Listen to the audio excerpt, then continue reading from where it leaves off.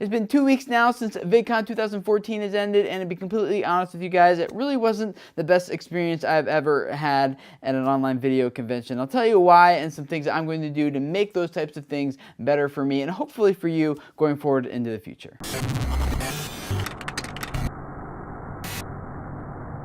Hey guys, my name is Tim Schmoyer, and it's Tuesday, which means it's time to take a look at some of the online video news from last week and talk about the implications that it has for us as creators here on YouTube who are developing audiences and subscriberships and all that type of stuff here. And if you missed last week's video, that was like the mother load of YouTube updates, like 13 really big updates that are rolling out currently and that will be coming. If you missed that video, there's a link in the description below. You can click right here to go check out like really big stuff. So this week was a little bit slower, but I do have a couple links I want to share with you guys at the end. But before I get there, VidCon 2014, if you went, I'd love to hear from you guys in the comments below what your experience with it was like. Mine was okay, but not awesome. Could have been better. So maybe you guys saw the video I did before VidCon about how to make the most of your VidCon experience, and all the advice I gave in that video is still totally true, which is basically, prepare before you go into the event. Like, know what you need to get out of the event before you go into it. Have a strategy. And so part of that I said was having a plan, and that was kind of my problem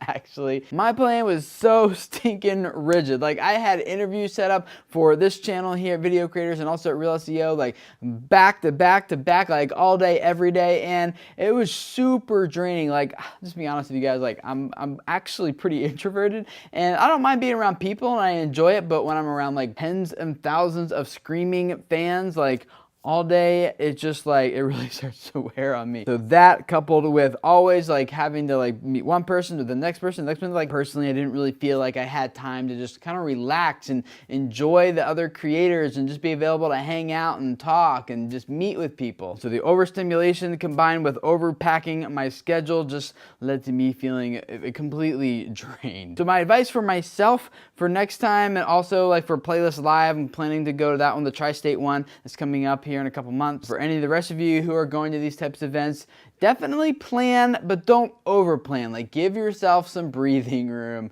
and you'll probably enjoy the whole thing a lot better and personally get a lot more out of it. If you were at VidCon this past year, I'd love to hear from you guys in the comments below about what your thoughts were about the whole experience. What would you do differently? And give any tips and advice for those who are thinking about maybe going in the future or to another YouTube meeting, gathering, training event, something like that. And to all of you guys who actually stopped and said hi and I got to talk with, like, thank you so much for doing that. Two quick links I have for you guys are both linked up in the description of this video. The first one is that Vimeo is rolling out some new analytics tools. Currently, they're only available to those who are using its video on demand service and selling premium content through their platform. But hopefully soon it'll roll out to the rest of the users. And if you are on Vimeo, you do use it, which I do for different uses than I use YouTube for. But it's actually really good because it gives you some real-time analytics. Unlike here on YouTube, where you gotta wait a couple days to get your stats, this new platform on Vimeo is like, a lot of it's real-time, so it's really cool. So if you use Vimeo, you check that out below. The second link down there is for you guys who are looking to improve the audio of your videos, but you're on a pretty tight budget and don't want to like break the bank looking for something. Well, this article compares lavalier microphones, kind of like this one I'm wearing, the ones that you just kind of clip on,